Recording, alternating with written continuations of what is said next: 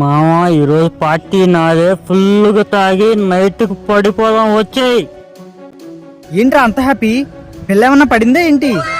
లేదురా, ఒక జాబ్ దొరికింది. ఆ జాబులో డబ్బే డబ్బు, అంతులేని డబ్బు. ఇంతకీ ఏం జాబ్ రా? నాకు కూడా చెప్పు, నేను కూడా వస్తాను. లేదురా, చాలా సింపుల్. 2 ప్రైవేట్ కాలేజీలకి అడ్మిషన్ జాయిన్ చేయించాలి. ఒక్కొక్క అడ్మిషన్కి లక్షల్లో ఇస్తారు. ఈజీ మనీ అనమాట. రే, నువ్వు చెప్పేది ఆ 2 కాలేజీల గురించేగా? అవునరా, ఆ 2 నువ్వు వస్తావా? డబ్బుల్లో మునిగి తేల్దాం. రే, నేను రాను, నువ్వు వెళ్ళకు. ఏంట్రా, నేను సంపాదించి బాగుపడతాను, నీకు ఇష్టం లేదు కదూ? అలా కాదురా, నీకు తెలీదా ఆ 2 కాలేజీ ఎంత చెత్తగా ఉంటాయో? పిల్లలకి కనీస వసతులు కూడా ఉండవు. పిల్లల చదువులకి ఒక టైం అంటూ ఉండదు. ఎప్పుడు ఆపలను రుద్దినట్టు రుద్దడమే. అయినా కానీ ఈ బ్లడీ పేరెంట్స్ పక్క పిల్లలతో కంపేర్ చేస్తూ ఎంత మంచి ర్యాంకులు వచ్చినా నీకంటే పక్కవాడికి ఇంకా మంచి ర్యాంక్ వచ్చింది, నువ్వు వాడిని ఎందుకు బీట్ చేయలేకపోతున్నావు అని పిల్లల్ని టార్చర్ చేస్తూనే ఉన్నారు. ర్యాంకులు ర్యాంకులు అని బుక్కులో ఉన్న సిలబస్ వాళ్ళ బుర్రలోకి ఎక్కించడమే సరిపోతుంది.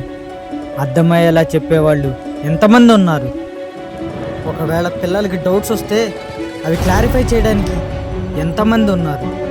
అయినా ఈ రోజుల్లో పిల్లలతో పేరెంట్స్ కూడా టైం స్పెండ్ చేయడం లేదే, ఇంకా ర్యాంకులు ఎక్కడి నుంచి వస్తాయి? ఎంతోమంది పిల్లలు కాలేజ్ పైకి ఎక్కి సూసైడ్లు చేసుకుంటున్నారు, నీకు తెలుసుగా. ఇంకా నీకిచ్చే లక్షలంటావా?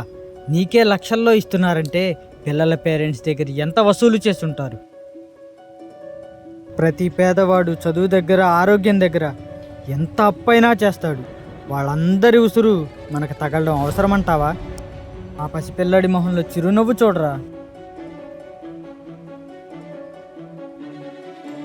ఆ నవ్వుని మనం చెరిపేద్దామా? వాడు పిల్లోడు కదా, వాడికి కాలేజీకి సంబంధం ఏంటని నువ్వు అనుకోవచ్చు. ఇప్పుడు మనం చెప్పిన బాధలన్నీ స్కూల్ పిల్లలు కూడా పడుతున్నారుగా.